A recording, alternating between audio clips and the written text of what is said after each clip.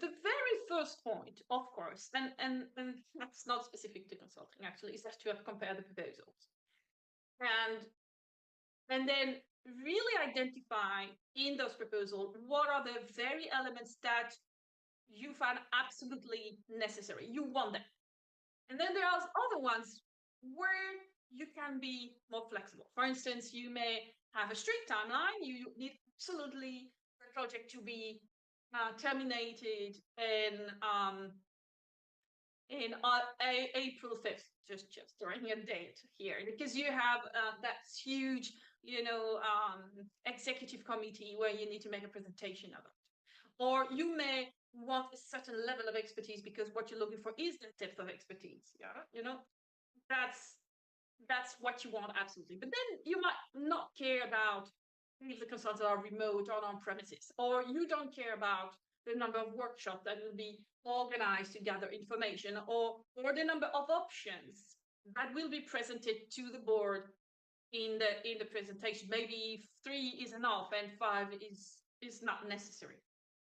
So all of this is really kind of identify where is the playground for the negotiation.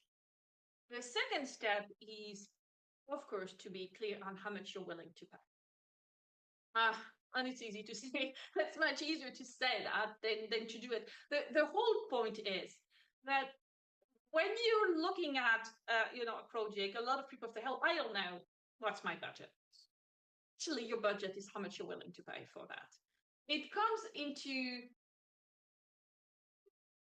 what value do you expect from this project?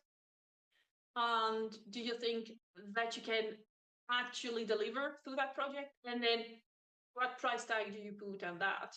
And accepting that between 5 to, between 20 to 10%, 10 to 20% of this can be dedicated to pay the consultants. That's how much you're willing to pay for a project. Because usually we say that the ROI of a project should be between 5 times 5 times 10, hence the 10%, 20%. And so that's how you could go around it. In other cases, the project is mandatory because it's a regulatory problem, and then the willingness to pay is obvious. It's how much it takes to get compliant. But usually that idea of value that you can derive from a project is a good start. The third step is to have the right people in the room. So negotiation in consulting tend to be very technical. And I think that's probably one of the reasons why procurement is not often brought into the conversation until everything has been negotiated, but the price, and then they come in, which is a huge mistake. Per what I said before, which is that when you're negotiating, you need to negotiate everything all together, because when you pull one string, then it will move something at the other side of the contract. So you need to be very clear that when you negotiate everything all together. Now, having only procurement person that knows nothing about consulting is not working, because they cannot appreciate if the adjustment of scope will be acceptable for the business leader. So that's not going to work. But likewise, having a business leader that knows nothing about procurement is not working either, because they don't know the procedures, they don't know policies that are internally and what is acceptable for your company. So this is not working. The only thing that works is having either someone who knows both, this is not super common, or have teams of people that work together on negotiating. The fourth step is having the right mindset. So this one is probably the most difficult, because it's not about something that you do or a procedure. It's about approaching the negotiation with the right posture. That the idea is to work with consultants and not against them. That means when you negotiate with consultants, having a hard line approach is not very interesting. And let me explain why. Because they know more than you do, and that they have that control over what they can deliver that you don't. And also because when you really want to work well with consultants, you have to build trust, and you don't build trust by trying to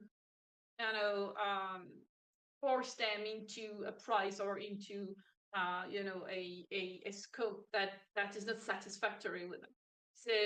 So you need to find an approach that is really partner oriented, where everybody finds the agreement satisfactory, both in terms of pricing, of course, because they're here to make business. This is not only about shining and having the satisfaction of succeeding in a project.